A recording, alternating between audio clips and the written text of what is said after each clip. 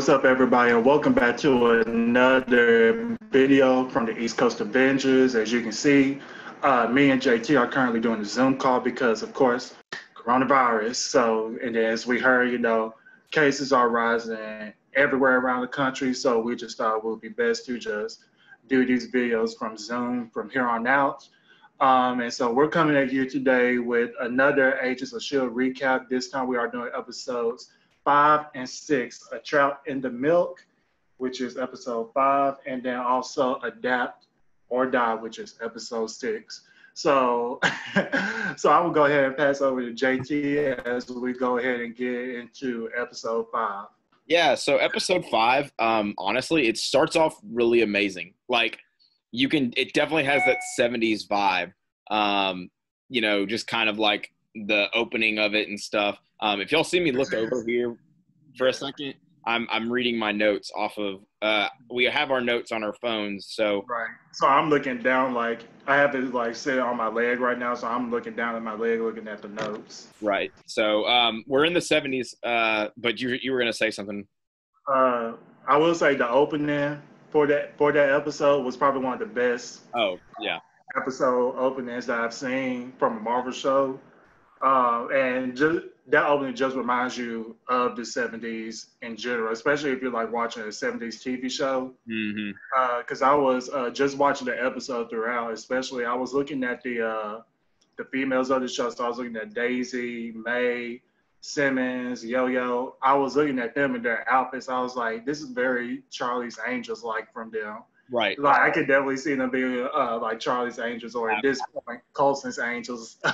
Oh yeah. At this point, yes. So I was definitely getting like a Charlie's Angels vibe from them. So if we remember when we left up on episode 4, we realized that we're in the 70s. We got snippets of what's going to happen in this episode, but we're here. Dom and I are here to break it down and give you our review and recap of the episode. Like Dom calls it, the title of it is called "A Trout in the Milk," and doesn't sound pleasant. Doesn't, not at all. Good at all. So we start off with May and Coulson kind of walking down the street, and they're kind of discussing what's going on with May and about how she can't really feel anything. She has no feelings, essentially, unless she touches someone. Now, they discuss that, she doesn't have any feeling, and then all of a sudden a man bumps into her, and then she gets this, like, kind of scared vibe. She's kind of like, oh my gosh, like, I'm so sorry. Like, then she looks at Coulson, and Coulson's like, well, you felt, his feelings. And she was like, yeah, it's still hard to adapt to that. And then we realize, she keeps on understanding that Coulson is not real. Like, he's an LMD. Exactly. He's still an LMD. And so he has no feelings. We're not going to, he will show feelings. He will show like sympathy and, remorse and stuff like that, but he won't, it's weird. Like, right. Like, cause it's like an LMD, like it's a human, but it's not a human. Right. Exactly. He'll have like all the human emotions and like human stuff. He just doesn't have the biology of a human. So he doesn't have like a heart, doesn't have organs, blood, all that type of stuff. He's human, but he's not. That's how I view LMDs. Right. So Coulson and May meet up with Daisy and Sousa, who Daisy takes Sousa to a tailor to get fitted for a new outfit, more of like a 70s style outfit. And he says a funny line in the beginning of the show, and he's like, I think I'm just going to stick to what I have on, which is, his suit from when we saw him in the last episode. So he doesn't really change much. He's still confused about time travel and everything. And they start discussing time travel, and Sousa brings up a good point. He said, if y'all, kidnapped me or took me back to the future now, wouldn't y'all do that every single time? Doesn't history repeat itself really? Which got really confusing to me, but basically it's one of those, the best way I can describe it, and we've seen Marvel throw out all these time travel, with Endgame, with this show, and they even did it with Days of Future Past, the X-Men movie. But in that movie, Hank McCoy says a very notable line, and he says, "You have a river or a stream, and if you throw a rock into it, you'll make ripples, but it will still stay the same." So that's kind of how I took this as. I kind of I kind of see that even though it's the same timeline going forward, they're just making ripples into this timeline. Right. It's kind of like the same thing with, or sort of the same thing with when Hulk went to go see the Ancient One back Yeah. in Endgame, when she Mhm. was like, she took out one of the stones and then it created like I will say like an alternate timeline, but it's still like the same thing. But Mhm. like you said, it's ripples, but it's still the same thing throughout. Exactly. So the team then goes from talking about time travel to going to the bar that Enoch was left at all those years ago. As we remember from episode 4, Deke and Coulson and Daisy and all them call Enoch from the bar, and he's like, "Oh, my friends, you're Oh, here to friends, rescue you me." could have saved me. And And they're then like, "Not yet." no, not yet. No, Unfortunately, he not did not yet. get saved in that episode, but he is, they call the bar, they don't get an answer, and so they go and meet up with the bar. And it's funny. Did you realize that? Of course, this is the same bar that's always been the first ever Shield hangout, which the code word to get in has always been swordfish. At the very beginning of this season, when they go to the first bar, you see a little eye thing where it like pops up an eye, and the Coulson says swordfish, and then after everything else is swordfish. But now, since we're in the 70s, they type it on like a keypad, and it pops up and it said swordfish, and then they get in. However, when it's not the same bar that they're used to. This bar is more hip, almost. It's Like it's their time. It's the 70s, yeah, so it's different from what it was back when they were in the 30s. exactly. It's more popular. It doesn't seem like a Shield base almost. It doesn't seem secretive. It just kind of seems Right. like one of those nightclubs. It's just like a regular hangout at the bar, basically. Exactly. But after that, after they get into the club and they realize, oh, this is not what we're used to, we go back to the Zephyr. And on the Zephyr, Mac and Deke are doing combat training, which I don't think that's a very fair fight. I know Deke wants to get into the field and wants to get combat ready, but like you're going up against Mac. I just don't see that being a very good or a very even matchup. But they're back in combat training and they get done and they realize that, on this same scene, we realize that Malik, Wilfred Malik, as we all know, he had died in 1967. So 3 years, from the 70s. So Malik is dead in this timeline right now. And so they're like, okay, well, why are we here? What are we here for? What is going on? So Simmons, then we cut to Simmons and she's kind of got a headache. This is kind of like the first of a few headaches that she gets. But she's like, hurting her head or something. And then the camera pans from her kind of hurting to the very back of her head. And we see 3 blinking lights on the back of her neck. I honestly had no idea what this was. My mind started bouncing each and every way, and I was like, you know what? I'm not even going to make assumptions. I'm just going to assume, it's just either she's an LMD or Fitz has something. Because remember, we haven't heard or seen Fitz at all this season yet. So my first initial thought was it's Fitz who is like controlling her as an LMD and sending her back to the future to fix, or in the past, pardon me, to fix the future. It, again, time travel is really confusing. But that's kind of what I got out of it. What did you get out of it when you saw the 3 red lights? Um, I really didn't think much about it. It was just, like mainly mine was just, what is that in her neck, basically. So I really didn't come up with any theories about it. I just had like questions, and that was basically it. Exactly. I think everything. Really.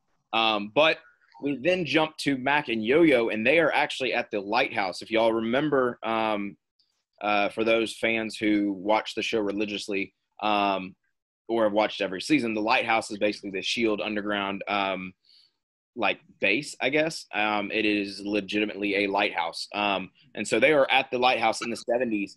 And Mac, kind of says, things are different, but they're also the same because it's still the same layout. It's still the same, get up really.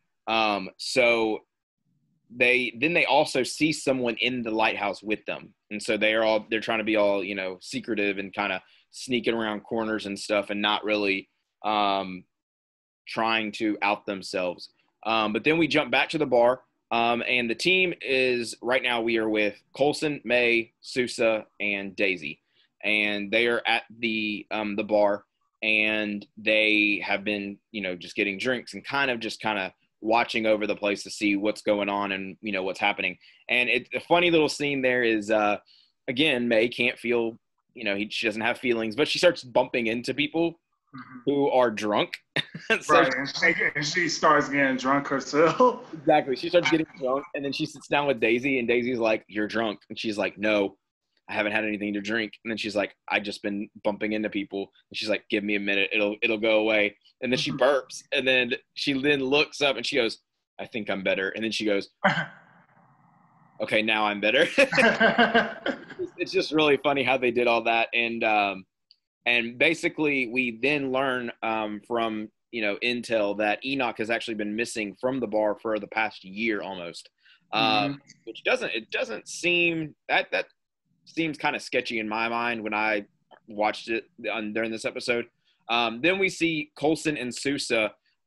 They're talking to each other at the bar table, and Coulson kind of looks over and says, "Oh my gosh, do you know who that is?" And he looks over, and Sousa says, "That little Ricky?" Little Ricky in this show is General Rick Stoner, who is the top brass at S.H.I.E.L.D. And he is actually there to introduce a new plan to everyone at S.H.I.E.L.D. Dom, do you know what this new project is that they're starting in 1970? So the project that they have in the 1970s that they started with is Project S.H.I.E.L.D. Now, wait a minute. Is that Insight from Captain America, the Winter Soldier? Is it? I think it might be. It might be. Dom, tell us, who is over Project Insight right now in the 70s? In the 70s is none other than Wilfred Malik. Oh, I thought he was dead. Then we. Oh no, he passed away. Oh. All right.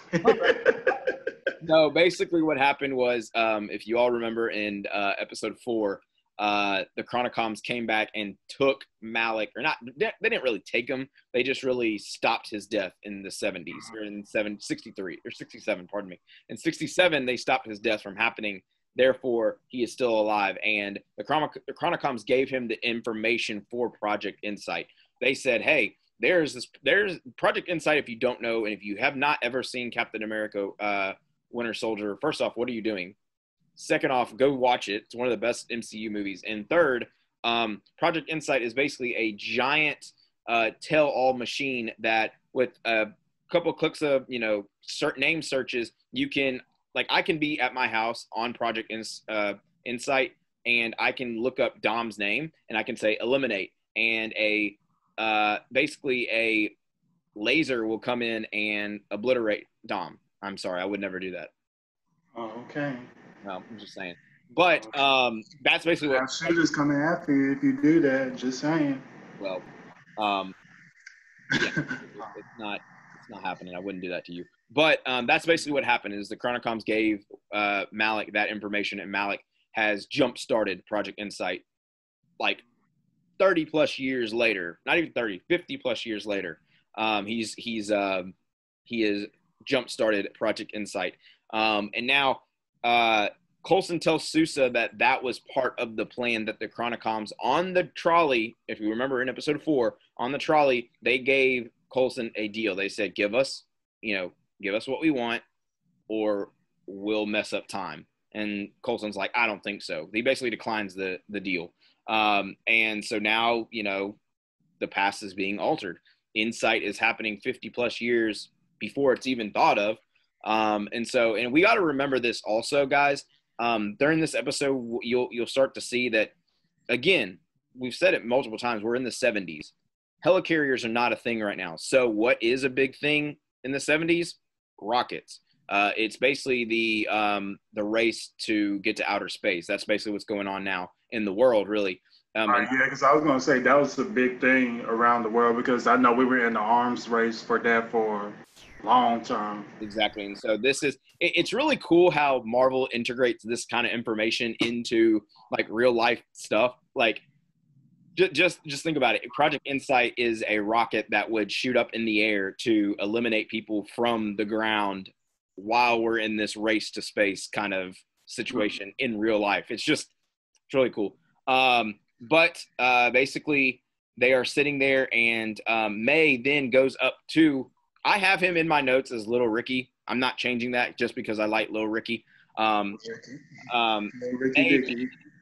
and Little Ricky. They have a discussion, and it gets kind of flirty almost. And as we know, May can't feel feelings, so she's just kind of, talking to Little Ricky, really. And she says, now, Ricky, what is, how far away are we from Project Insight? And he says, oh, we're about 3 years away. And May's like, okay, so it's not happening. And he basically says, no, this is just the launch of it. So where they're out now in the 1970s, they are literally, like, legitimately at 1970. And Project Insight is going to take place in 73. So they get this information and their understanding, and Daisy is now sitting alone at a kind of a table. And this younger gentleman walks up. Now, I wouldn't even say gentleman. I'd say like maybe he's in his early 20s, late teens.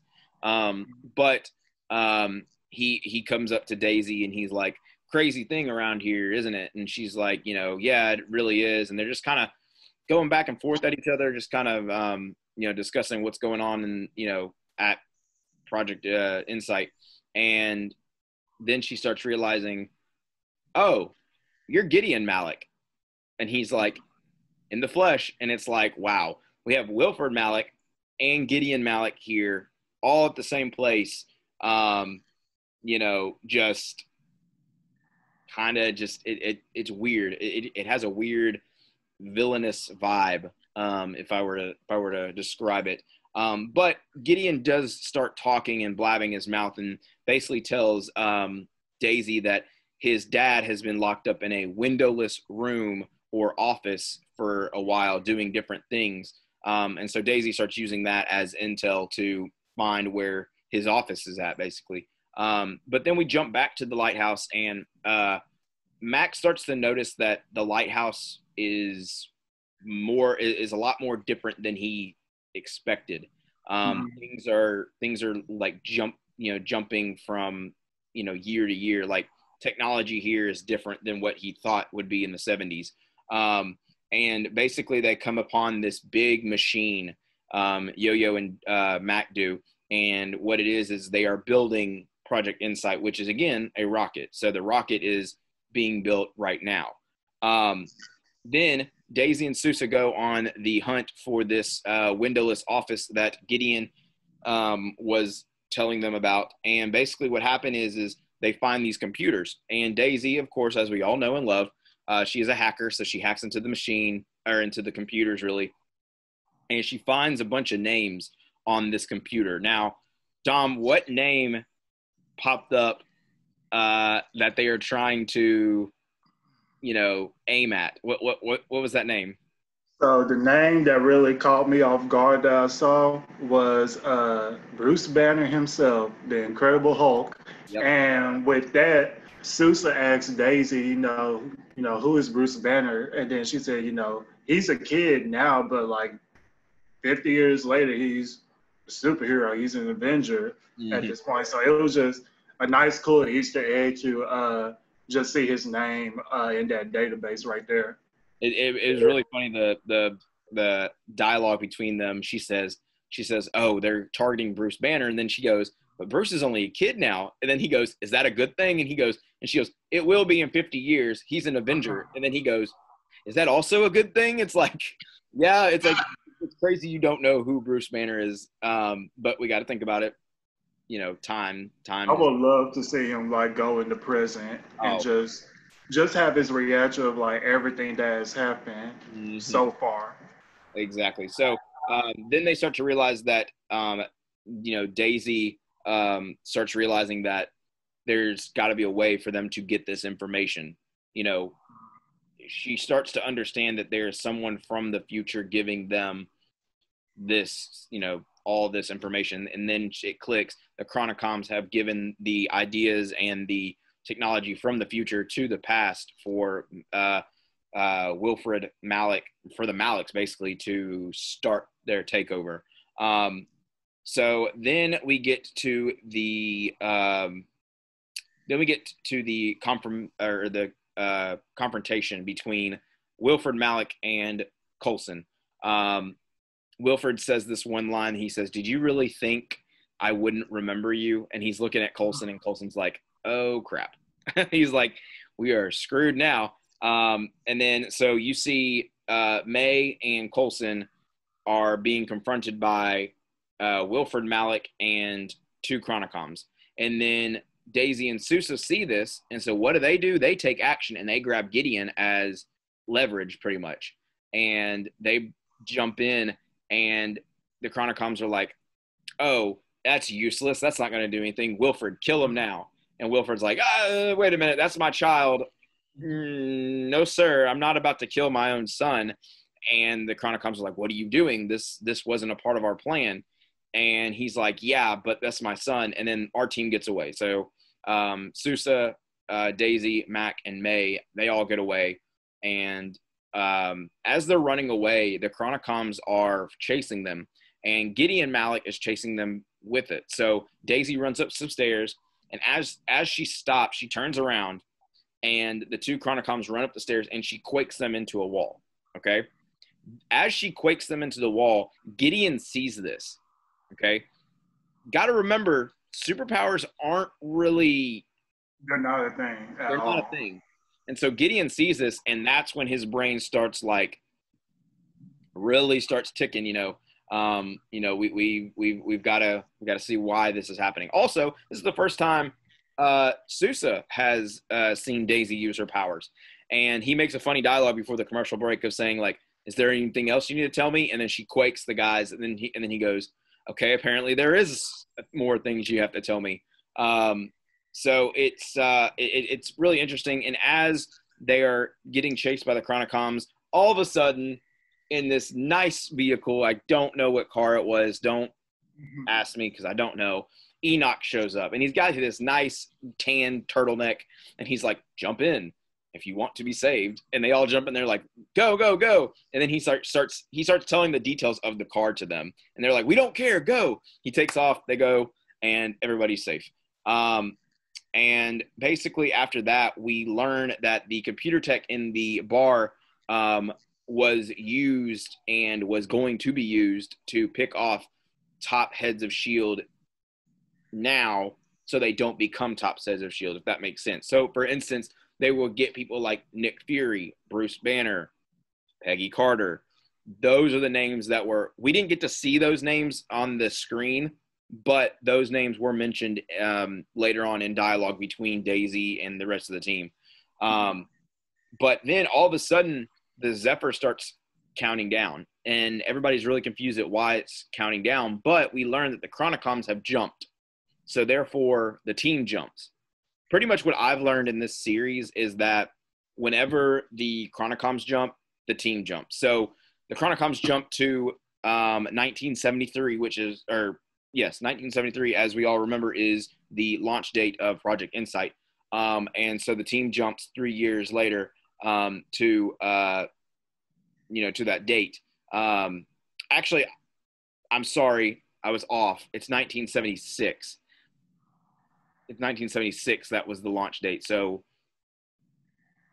whatever I said about the 1970s and the 73, that's 3 years later. Got it? We're good. 76 is also the year of the bicentennial. So bicentennial is happening, and the launch of Project Insight. And like I mentioned, instead of the helicarriers they now have rockets to launch up in the air and start blasting people down from below. Then we start to learn what's going on with Simmons. Now, Dom, what is actually happening with Gemma Simmons that we find out? Ooh, what is happening with Gemma Simmons? Crazy. That, excuse me, that she revealed to Enoch that she's actually like forgetting things, and that's why she's actually not able, to come up with solutions as she used to in the past. So she's having this whole memory problem, and can't exactly remember like, how she started getting that memory problem. JT probably answered that a little bit, but yeah, she just starts having memory problems and starts forgetting things at this point, which is why she can't like come to conclusions or solutions, at this time. She always needs somebody else's help. Exactly. Yeah. Basically, what we actually learned the reasoning in episode 6. So we'll get to that in just a little bit. But the team makes a plan to go into the lighthouse and basically shut down Project Insight, just completely shut it down. And the plan is this: they're going to get Coulson and May. Oh no, I lost where I was at. Coulson and May plan to flood the lighthouse while Daisy and Sousa hack Hydra and get S.H.I.E.L.D. out of harm. Yes, and then That way right here. thank you. That's where we're at. Yeah, and then Deke and Yo-Yo go to bring in Wilfred Malik to the Zephyr so they can be interrogated. Again, another interrogation. That's all this season is about, basically. But we jump to Wilfred's house, Wilfred Malik, and we jump to his house, and he is basically just watching over the lighthouse, just kind of waiting for his Project Insight to happen.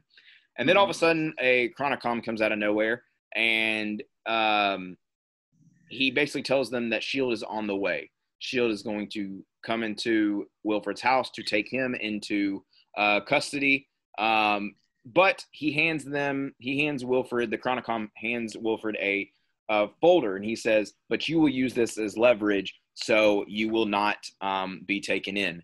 And then Wilfred opens up, and he sees names on it, 2 names specifically. We just don't see it yet. We find out later on. You'll find out too. But he sees 2 names on it. And, basically Wilfred is going to use that as leverage against Deke and Yo-Yo.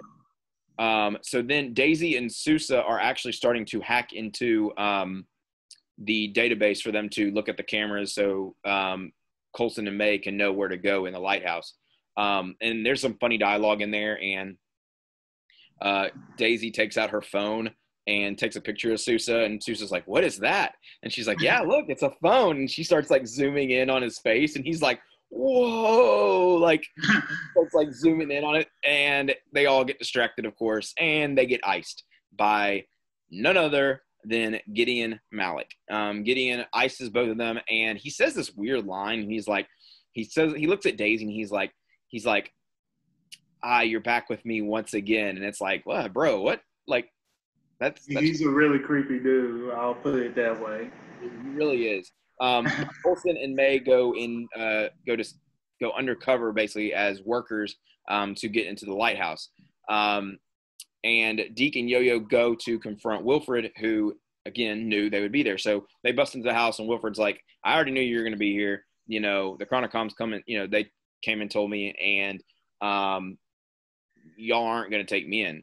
And then we jumped back to the lighthouse, and May and Coulson have to ask little Ricky for help.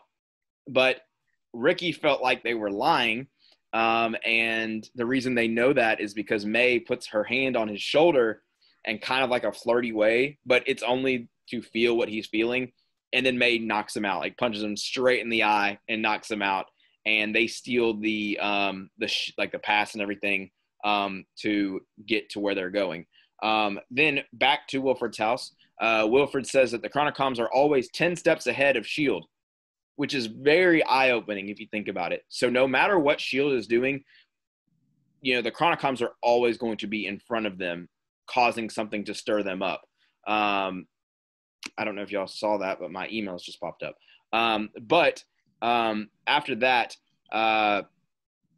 Wilford hands them he pulls out the envelope and he said, I have leverage here and there's nothing that y'all can do about it.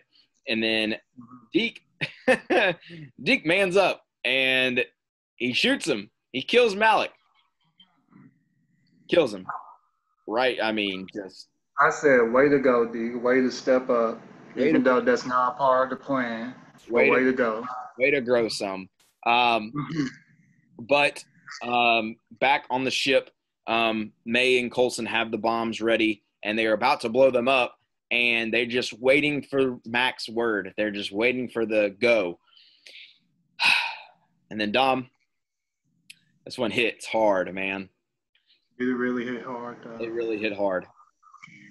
You want to tell the viewers who the two hostages that were on that list were? Those hostages happen to be Mac's parents. That is tough. That is real tough. I felt for Mac. He did not want to.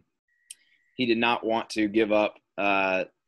He did not want to spare his parents' life, because if they die, then Mac's gonna basically just disappear. Essentially, right? Not really. It's just gonna change how his life is, because he's already born.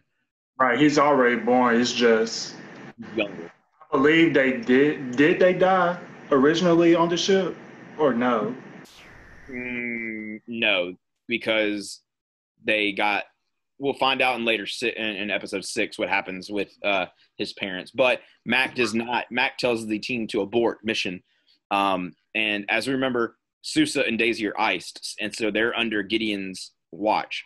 And so, the other teams do not know what happened to Daisy and Sousa at this point. Exactly. So May and Coulson are on the way back because Mac says, "Hey, stop it! Don't do anything." And what happens is the rocket launches, and Enoch's like, "Well, we've got to do something about it." And so Mac's like, "All right, let's just go and blow it up ourselves." And Enoch says, that will cause us to go under, major attack, because 1970s, you see a giant spacecraft shoot down a rocket, a missile. It's like, what's going on here? So they do it anyways. They destroy it, and Project Insight is no more. It is no more. So essentially, you can erase that from from the MCU timeline, because it never actually happened. But what did happen is Gideon, at the end of episode 5, we see him on a payphone, and he's on a payphone with someone, and he's asking, oh man, this one threw me for a huge loop. He is asking for Daniel Whitehall's instructions, written out instructions on his theory about enhanced abilities to surgically put into somebody. As we all know, Daniel Whitehall is the one who basically worked on Daisy's mom, who was an Inhuman, and caused a whole bunch of crap back in season 2. And he basically, to break it down in layman's terms, Daisy's mom is immortal, or was before she died, was immortal, and the way she stayed immortal is to take the souls of people and keep her alive. She did this for years, years upon years. Then Daniel Whitehall found her and took her powers, and he lived for years and years until he died. So as we see, Gideon gets, probably in my mind, I think he gets told this information by the Chronicoms about Daniel Whitehall and his theory of Inhumans and abilities and stuff. And that's where he goes and calls about Whitehall and says, hey, I need his instructions because I need to figure out what's going on. So that is how we ended episode 5. What is your overall take on this episode, honestly? I really liked that episode. It was a very fun episode for me.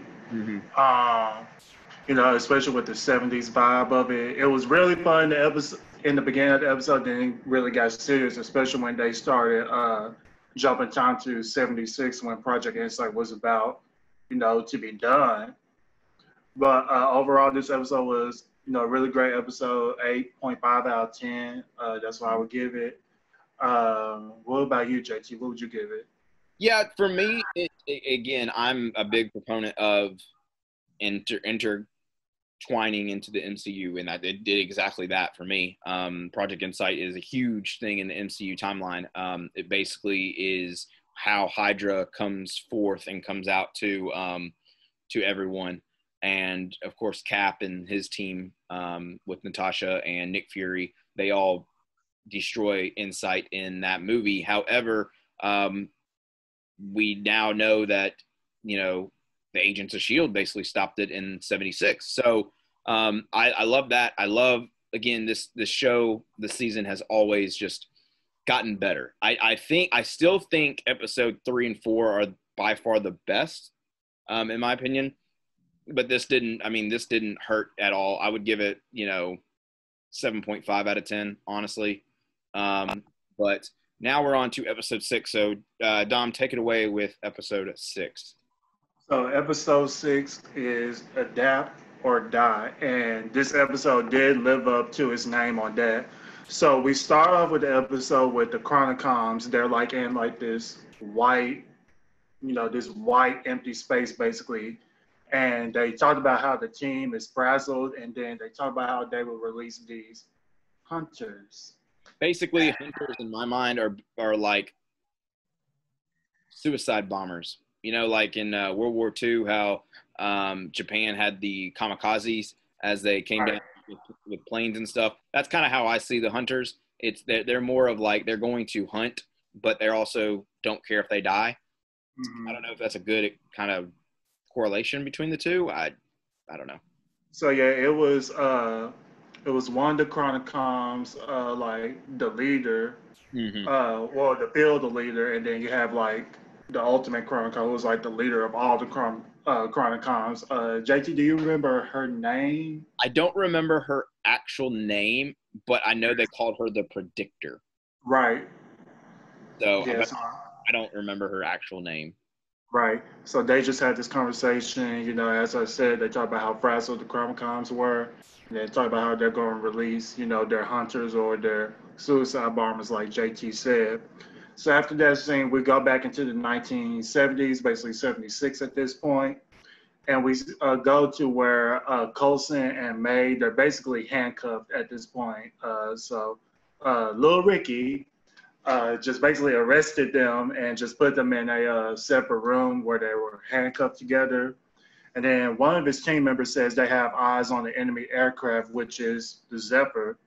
And Coulson and May are confused because they didn't think the technology will work, because we are back in the 70s. I don't think it's advanced as it is, but this is S.H.I.E.L.D. that we're talking about. So, of course, they're going to be advanced in unimaginable ways.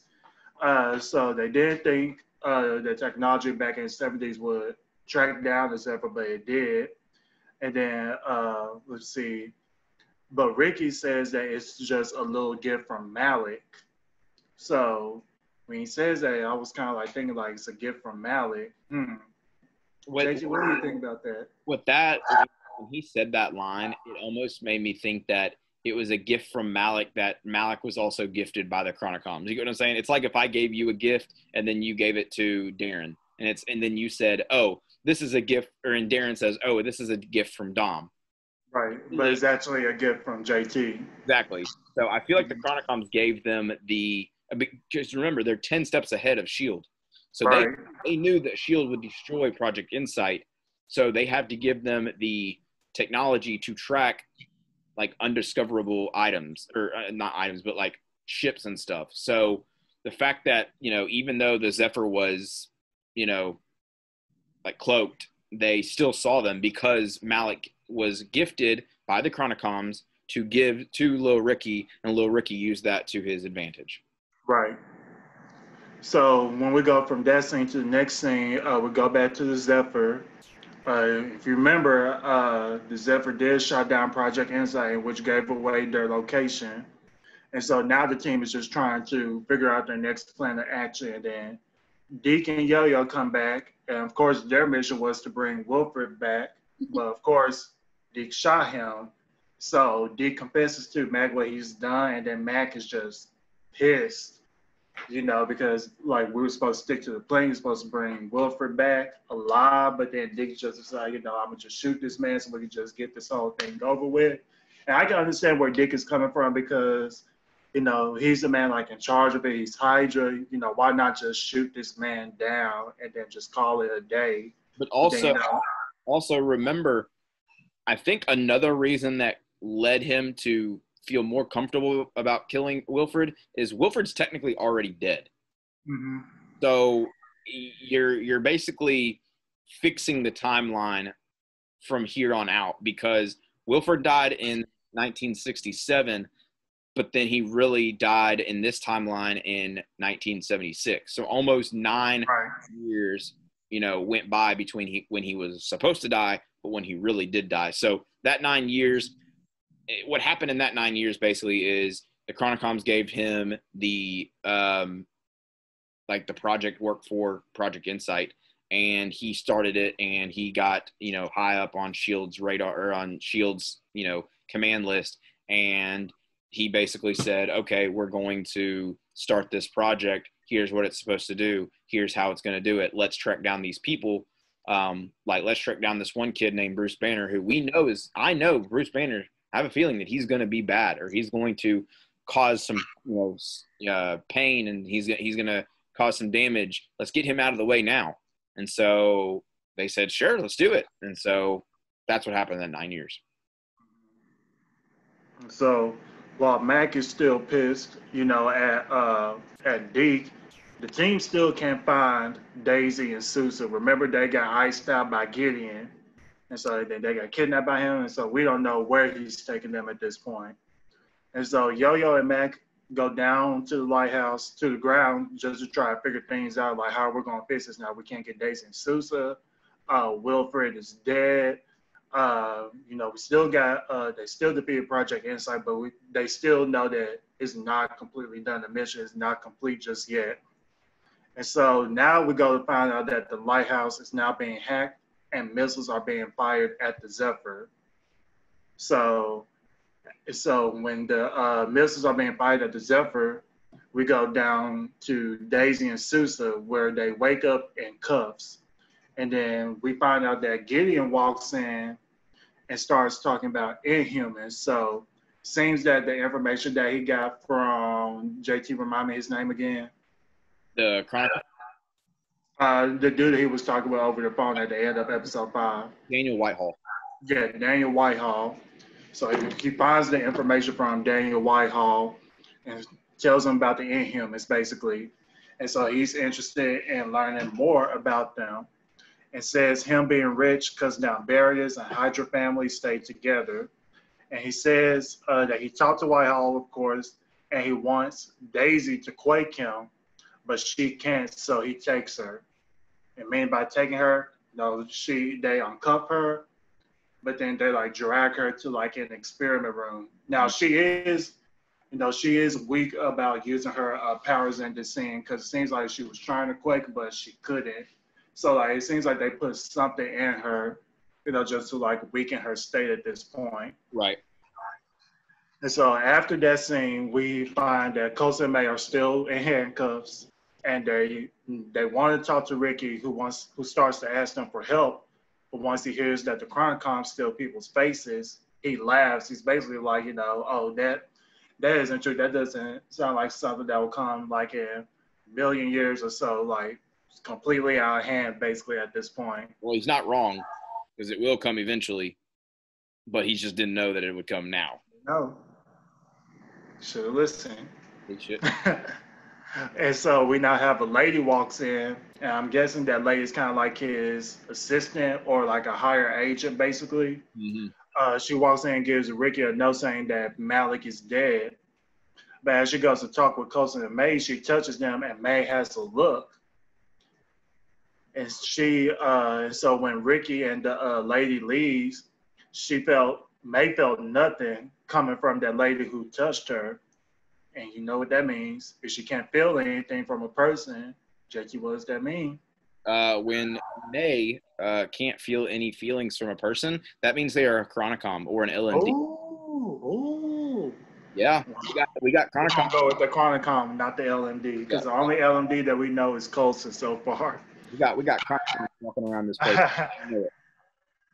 so so now just she finds out that she's a Chronicom, and then she's like, and so they're basically thinking like, Chronicoms have properly taken over Shield at this point, and so we go back to the Zephyr, which has been hit by the missiles and is now damaged. However, the damage is bad, like it's completely messed up. It's And the serious. cores that cause the jump to the future are damaged, which is meaning that like if the Chronicoms were to jump, they wouldn't be able to jump because those cores are damaged and they need those cores in order to jump into the future or just from time to time.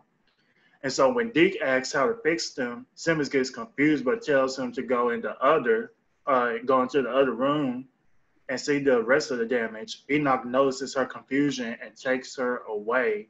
So Jake, you want to explain that scene a little bit more in detail? Yeah, so Deke is kind of like, what's going on? Um, you know, what do I need to do? You just tell me. And it's really, I always forget that Deke is Simmons and Fitz's grandson. Grandchild. Yeah, and so when he says like, Nana, what do I need to do? I'm always really confused because Nana. it's like, oh, call her that, and I'm like, oh yeah, that's right, you're Grandma. hey grandma. Um, um, Basically what happens is, do you want me to explain the scene where, like the scene after Enoch takes her? Do we have that in our notes? Yes, I think so. Let's see. Oh no. Okay. Yeah, let's go ahead and explain it then. So basically, Enoch takes Simmons into like a isolated room, and he starts putting this machine. It's kind of like it almost looks like a drill, really weird. Right. But Simmons is like knocked out. She is like unconscious, but Enoch is drilling this thing into the back of her neck where we saw those 3 red dots, and he's drilling the thing in there, and Deke sees this, and he finds a defibrillator, and he turns the defibrillator on, and he goes over to Enoch, and he like zaps him in the neck area, and Enoch passes out. He then grabs some like, I guess like scented stuff, like strongly scented odor, and he waves it in front of Simmons' nose, and she wakes up, and she looks down, and she sees Enoch like laying on the ground, and Deke is like, he's bad, he's evil, he was trying to do something to you, right. Nate. And she's like, you idiot. Like, no. Like, no, what did you just do? But basically from that scene, what we learn is Simmons had to put a robot, like she had to fuse herself with a robot. I think the robot's name is Delilah. I want to say that's the name. I cannot remember for sure. But I want to say it is Delilah. But she basically says that Delilah is there to stop her from remembering things, because the things that she remembers is going to cause them harm. And that thing that she remembers is where Fitz is. She says that she's the only person that knows where Fitz is. And what she explains is Fitz is basically in this area that is helping the team control the timeline. And if that gets out, that where his location, then everyone is basically screwed. And so she said that she put Delilah in her for her to stop remembering things, meaning she stops remembering where Fitz is, but in return she also forgets basically everything. So she starts like losing all of her smarts really, and then when she gets like really panicked, she starts then forgetting more and more. So as we see, when she gets panicked and the Zephyr gets attacked and like hit, she's like, you go work on this and I'll go do this. But in past seasons, she would have been like, blah, blah, blah, blah, and then I'll do this. And then it's like, wow, that's really scientific, but okay. But that's basically what happened in that scene. So, yeah. Yeah, so the next thing we have is back at the lighthouse with Mac and Yo-Yo. They find Mac's parents. They break down the wall to rescue them, and we see Mac get carried a little bit away because he immediately runs up to his parents and starts hugging them, and then it's just like the hell is this? Is this what you normally do? And so, like, I know that Mac is not going to tell them, like, hey, I'm your son, but I'm from the future. He's not going to give that away to them. And so they start introducing themselves, and then they start looking at Yo-Yo, and then they're like, who are you? And then Max says, this is my girlfriend. And then Yo-Yo says, oh, I don't think these strangers want to know, that information direct to Mac. No more. No more. It's that little pause that just made me laugh out loud. Yeah, it was no more. more. And then that little head just. Okay. Yeah, you're right. Yeah.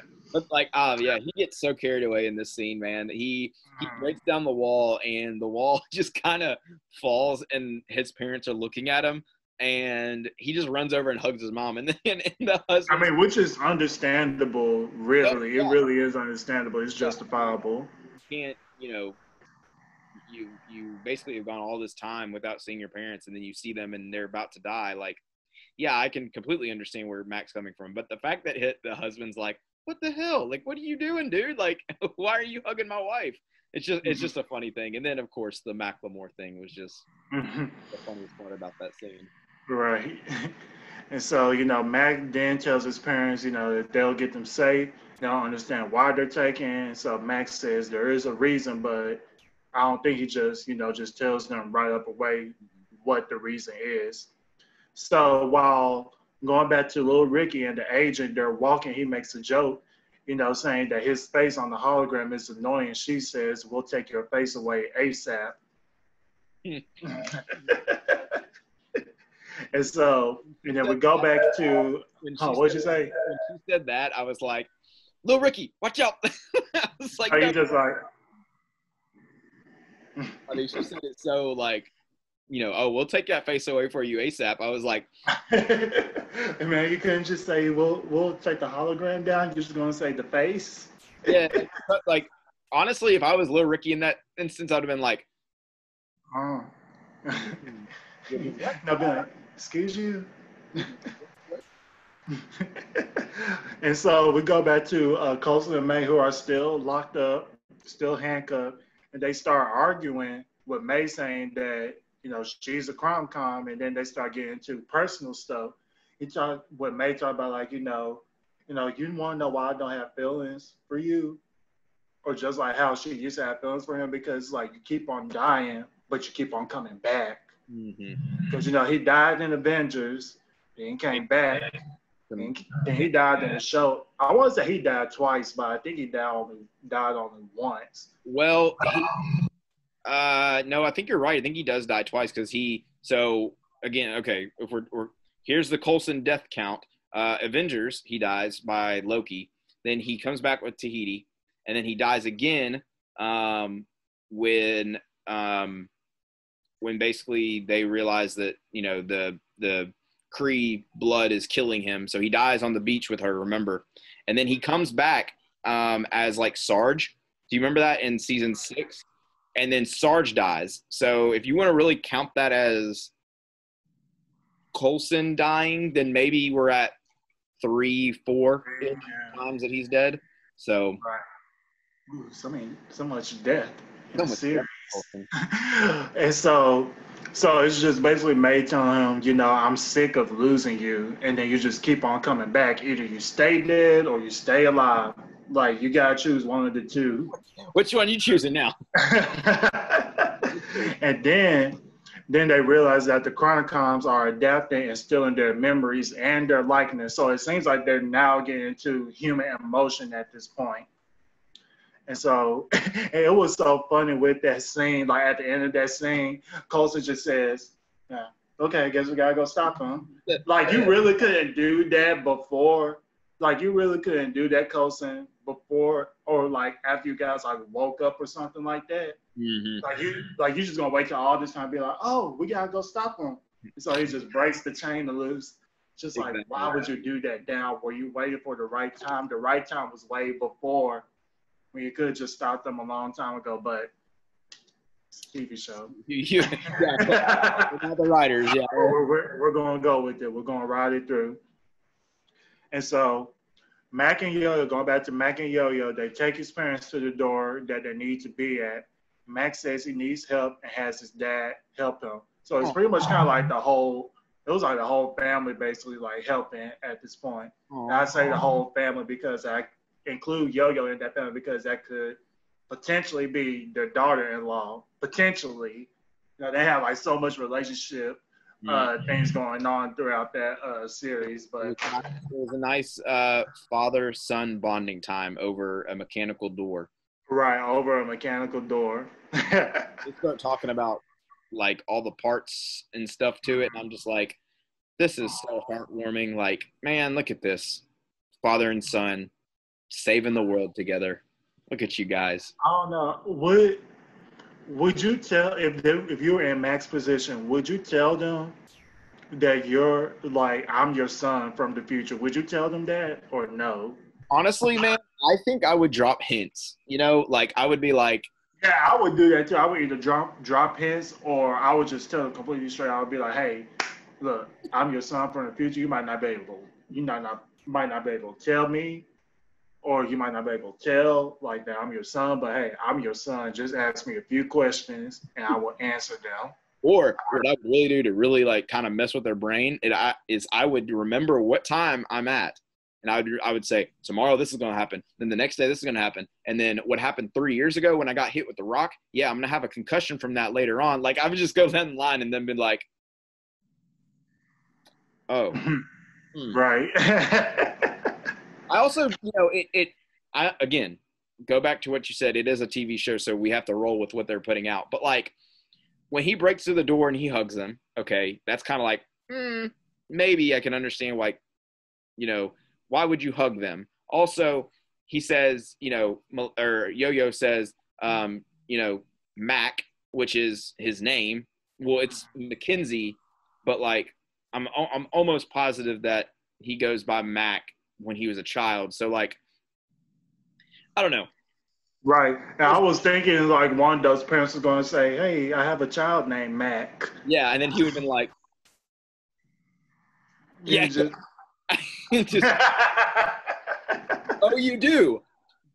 Just starts to look at him. Why are you winking at me? Why are you winking at me? Why you're winking at me, sir? You don't have to call me sir. Just call me boy. Oh, no. Man. All right. So getting back into the episode now.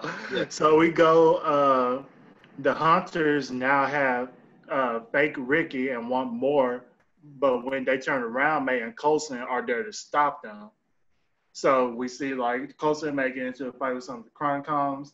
Of course, Coulson's having like no trouble at all because, he's an LMD, so he has augmented strength. Then of course May, she has, we've been seeing her struggle with her combat scenes a little because of what happened to her in the season 6 finale. Mm-hmm. So, but she was still able to defeat those Chronicoms. It's funny too because the first one that turns around, I believe it's the female lady, agent. I think. Yeah, when she turns around, May just like snaps her. Takes her out like that. Like I don't know, man. The Chronicoms are starting to get real weak. They from going good. to yeah, real good. But like like you can, I feel like to me, and this might be a prediction for the future. I feel like when Chronicoms take those bodies or those like minds and stuff of those characters, they also take the strength that those characters have. So I'm not saying that lady agent was weak. I'm just saying like compared to the other Chronicoms that we've seen. Yeah, like the strength level is completely different. So that's just a prediction in my head. Mm-hmm. And so they were able to stop them, and Ricky wakes up. He was in the chamber, and he was about to have his mind transferred to a Chronicom. And so he wakes up out of that chamber and just screams like, I believe you now. And we're just like, yeah, we tried to tell you. We listen. Tell you. And so then Coulson just basically tells him everything that's happening. And then Coulson notices a hidden stairway that was between like these two machines. And he finds out where that's where the Chronicoms are coming from at this point. And so we go into the next scene, and we see that Daisy is getting worked on by Gideon, and he tells Sousa that he takes the blood and spinal fluid from her body. So, because we see the guards in the beginning of the scene, they just kind of like drag uh, Daisy's unconscious body and then just drops her on the ground, basically. And we see that she's like real weak, trying to get up, and she has like all of these bandages, all throughout her body. And that just explains, where the blood and spinal fluid was taken out of. And so Sousa now has to try to have a touching moment talking to Daisy about how he was rescued. And he then notices a shard of glass in her skin to get her out. It's like dug deep into like her wrist. It's not faint for those who it's not faint of heart for those who are kind of weary for like blood and stuff, because it's like dug deep like right here in her. Right. And he like grabs it out of there and it's like, oh God. Like, oh. All right. Then something else happened in that scene. He basically just gives this like heartwarming speech about how one of his right hand man was there for him during his time of need when he was in the war or whatever, and basically just says, I'm here for you, we're gonna win, we're gonna fight, we're gonna do this. And then they get the shard of glass out of her skin and basically unlock their cuffs. So that's really what happened in that scene. Right. And so we go back to this effort where Enoch is working on Simmons and looking at her nervous system, I believe. I think that's her nervous system. I want to say it is. Yeah. I don't know. This is what you wrote down, so I'm going by what you said. I mean, it's the back of her neck, like right by her spine. So I'm assuming that's her nervous system, but you never know. I'm not. I don't have a PhD in human anatomy. I don't have a PhD. Not in human anatomy. So he's looking at the nervous system, and then. Oh wait! This is the scene that we discussed about Enoch with the defibrillator, Right. Yeah, that's it. The defibrillator. So it puts it on the back of her neck, but diagnosis is this defibrillator on Enoch wakes Simmons up. Blah blah blah blah blah. Yes. So we go back to Coulson. He goes down to the bottom of the stairs and notices all the hunters are in like chambers, like they're just basically warming up in a way. Mm-hmm. Just to, so once they wake up, they'll try to like finish the mission and whatnot. And so he then grabs a hold of these handles that we first seen the Chronicom use at the beginning of the episode to talk to the actual Chronicom leader, who what's the name again, JT? The Predictor. The Predictor. So puts his hands in those two handles, and then we see that Coulson is now talking to the Predictor. And so we go back to Mac and his family and Yo-Yo, saying with Mac and his father, they're just trying to push the door open when they hear a noise, and then Mac goes to check up on it, and he gets attacked by Chromacon. But this is also a very interesting note in this scene too, because as they hear the noise, his dad kind of slips his hand and it cuts him on the right. arm. So it's vital, very vital. So very vital. Very. And so we go back to Coulson, where he's meeting the Predictor, and he learns that he's in a mind state where the conscious goes from the chrono context from the body. And so the Predictor is the person who reads the past to know the future. So that's who the Predictor is and what she does.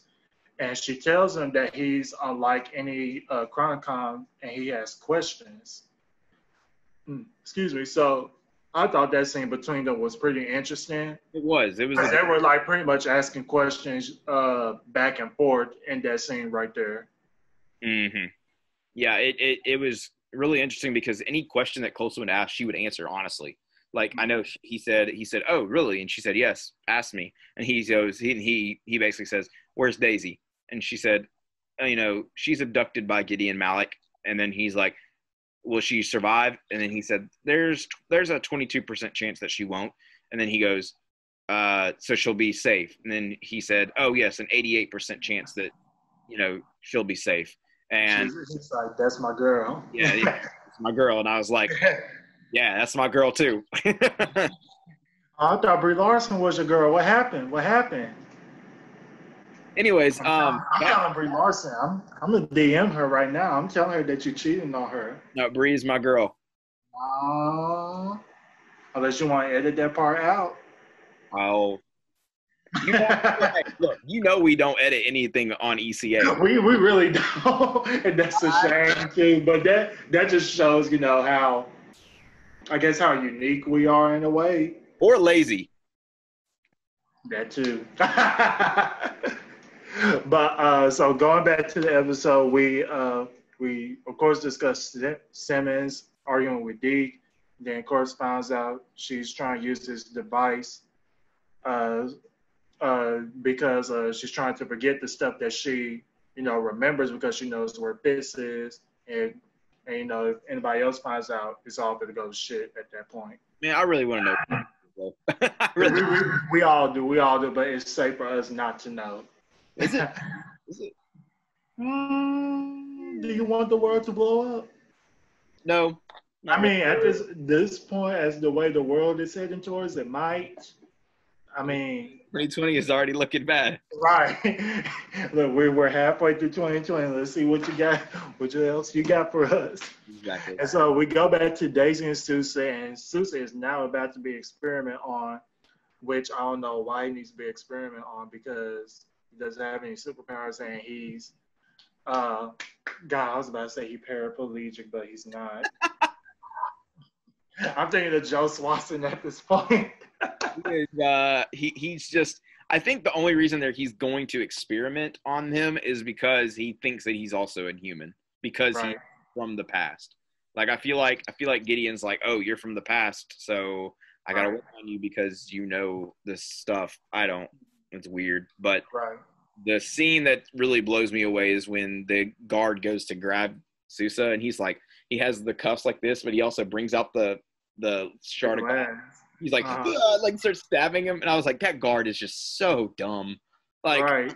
what I really thought the guard was like going to save them and help them escape. That's what I thought of. Mhm. But I guess not, because when he started like stabbing, I was like, he was probably going to save y'all. Why would you do that?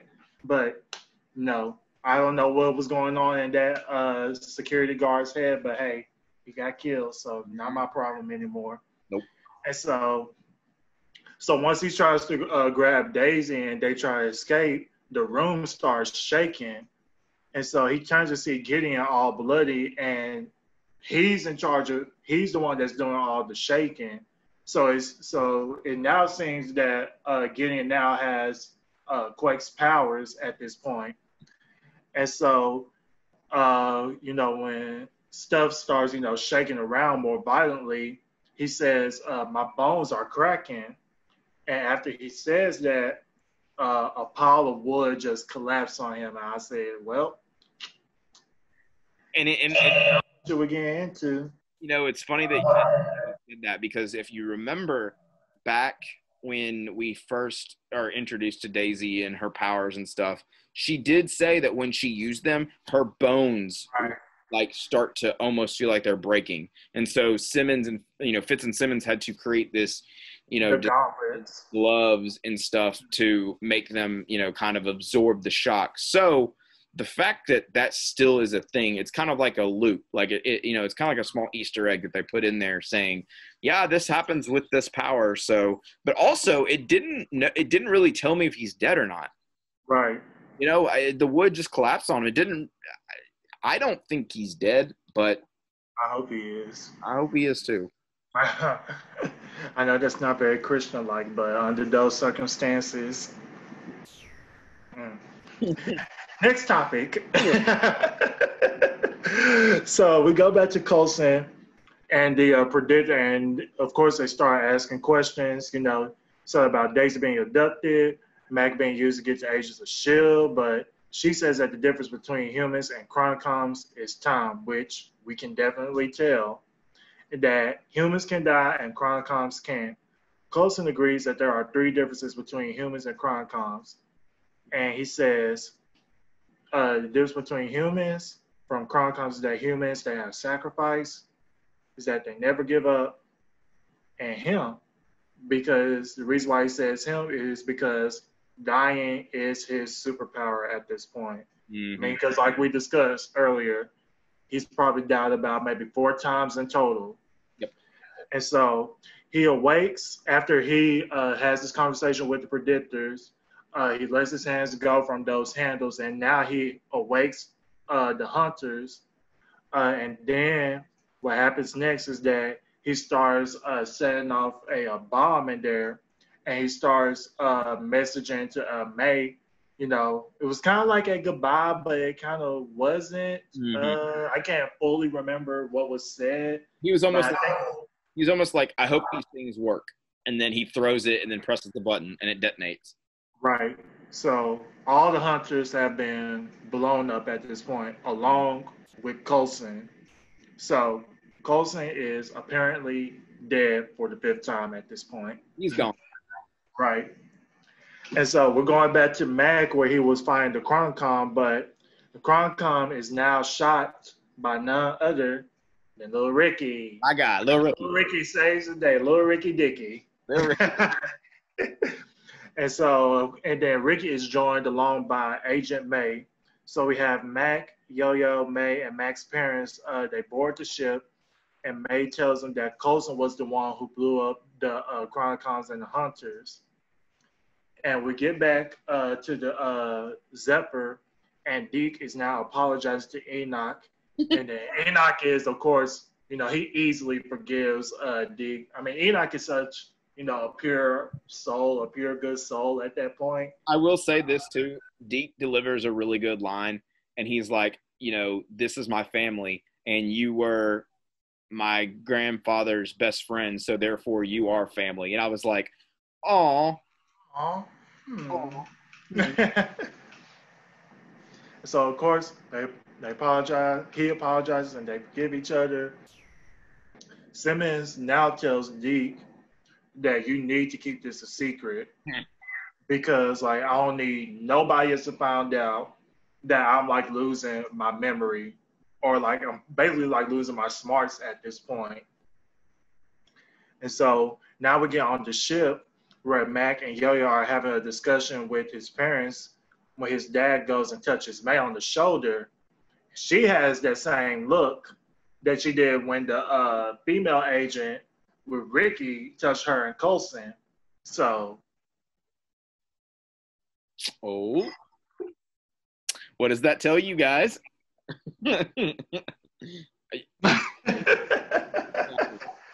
So then May tells Mac that his parents are Chronicoms, but Mac does not believe her. Of course, Mac does believe her because those are my parents. Yeah. Like, you are out of your mind for you to be telling me some out of the blue stuff for that. So Mac goes up to his father or his daddy and then asks, you know, can I see your injured arm? Which shows that they are. Well, they go like back and forth saying like, you know, his dad saying like, why you need to see my arm? It's fine. And then Mac just keeps on asking and asking, can I see your arm? And he's just like, no, I'm good. Like, do you really want to see it? So his dad finally shows him the arm, and it shows that they are Chronicoms to Mac and everybody else on the ship. So they all fight on the Zephyr, and later on in the fight, we see, you know, Mac was able to defeat, you know, his dad kind of easily in a way. So who opened up the door? I think it was Mac himself, or I think it was May. Was it May? Maybe, I don't know. I can't remember. All right. So it might have been. I know there's this one part in this, and I forgot to put it in the notes, but there was this one part in the episode or in this scene where Mac, like, his dad, the Capcom, like he has Mac's head up against the wall, and he said it was so easy to, you know, to take your parents or something like that. Like, just basically kind of getting in Mac's head, and then that's when Mac's like, nope, you can't do that, and then that's when he like snaps the Chronicom's neck or whatever, and then like kicks him off the Zephyr, and then Yo-Yo and May take out the mom, And then they kick her off the Zephyr, and it was just like it was heartbreaking at that moment for Mac. it was. You can definitely tell he was. I mean, I can understand why he's hurt. I get it, but like also, they're not really your parents. Like they've got the likeness of your parents and the looks, but like. So when I have a question, so when the Chronocoms take people's faces, are they basically dead at that point, or are they still alive? Because they look like they're lifeless at that point. It's just like a body with no face, so we can't tell if they're alive or dead. At first, I thought it was them taking their, when we first saw them, when like in episode 1, when they take the cop's face. Right. Now we're seeing that it's like, they're basically duplicates of. You just remember when they were taking Little Ricky into the chamber and then he wakes up? They were just basically like copying his body and his life form in a Chronocom form. Mm-hmm. So that's how I got it. So I don't know if his parents are dead yet.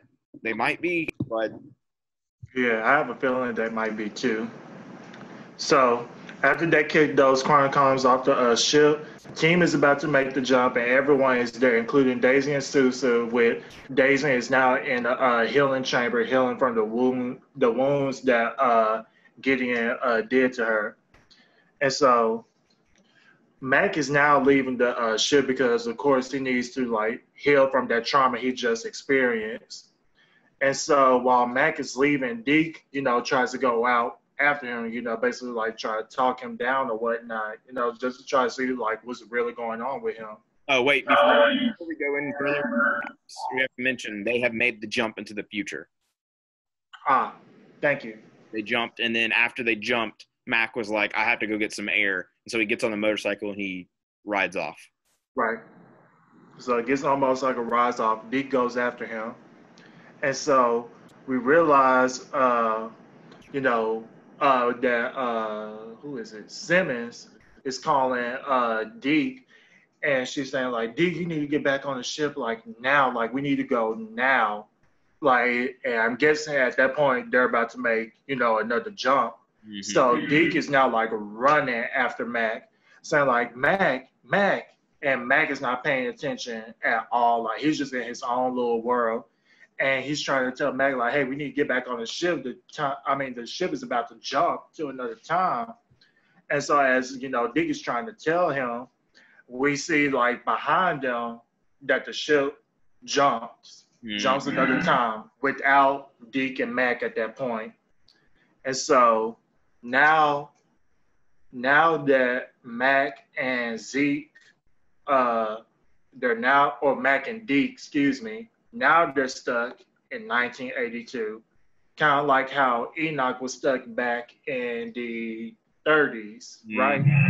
Yep. So, and they probably don't know how to get back to their team at this point, and that is where the episode ends. Yes, it has been one crazy 2 episodes, honestly. This episode was more heartfelt to me. I felt a lot of what?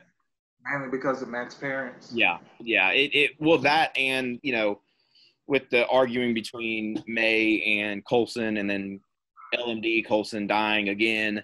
Like at this point, it's like, he's probably going to come back. I got to say when May comes back from the lighthouse, everybody was asking, like, where's Coulson? And then she says, like, without, like, no expression, she just says, like, he'll be back. Yeah, she knows. I mean, she knows. But they could also swerve, throw a swerve ball and not bring him back and then cause May to go into craziness. That could be. Let's not do that. Okay. Let's not do that. Don't speak that into existence. But I really liked this episode. It was heartfelt. I would probably give it another 7.5 out of 10. It wasn't on par as much as episode. I will always forever say that episode 3 and 4 definitely set the bar for this this season. These other 5 and 6 were great episodes. Don't get me wrong. They both had different tones to the episodes, but in the overall scheme of things, episode 3 and 4 had the most meaning to me. And so these 2 episodes are great. I just think we've seen better, and I believe it's going to get even better throughout the episode or throughout the seasons. Right. I think I would give it an 8. In my opinion, I think it's one of the stronger episodes this season has yet, just because of how heartfelt it is, and we finally get to see some of these people's emotions, towards other characters. Uh, yeah, so definitely heartfelt, a little emotional. Uh, Very action packed, I will say. It's very action packed, and we start realizing some things about certain characters, like Gemma, with her, losing memory and everything. So, great episode overall. Like I said, it's an 8 out of 10. JT already gave your stuff, so I think that wraps it up for this recap of Agents of S.H.I.E.L.D. episodes 5 and 6. And you guys can catch us again in another couple of weeks, where we will come back with episode 7 and 8. So make sure you guys are on the lookout for that. Don't forget to subscribe and like this video, subscribe to our channel, and don't forget to follow us on our social media on Twitter and Instagram. And also, most importantly, don't forget to listen to our podcast, which we release every Thursday. I record Wednesdays and Thursdays. And if you would like to be a guest on the show, hit us up on our social media, and we can definitely try to get you on the show at this point, because we definitely have some guests coming up pretty soon. We're trying to get back into the routine of bringing back guests on the show, because I think the last time we had a guest was probably with Lex from Wednesday Pulley. So that was like maybe 2, maybe even 3 months ago, maybe longer than that. So we're definitely trying to get back in the habit of bringing back guests on our show. So if you want to be a guest, hit us up. JT, do you have any parting words? No, just, you pretty much summed it up. If you would like any kind of merch from ECA, I got a phone case. How cool is that? You want merch? Hit us up. You can get merch. I don't know why you would want merch from us, but it would be cool if you did. I know Josh and I, we got hats that are embroidered ECA at the top. Again, we got shirts, hats, you name it. Just send us what you want and we got you. But I think with that, being said, I think that'll do it for this episode. Thank you all for joining and listening in to Dom and I just give our review and recap of, again, episode 5 and episode 6. So we will catch you next time. See y'all.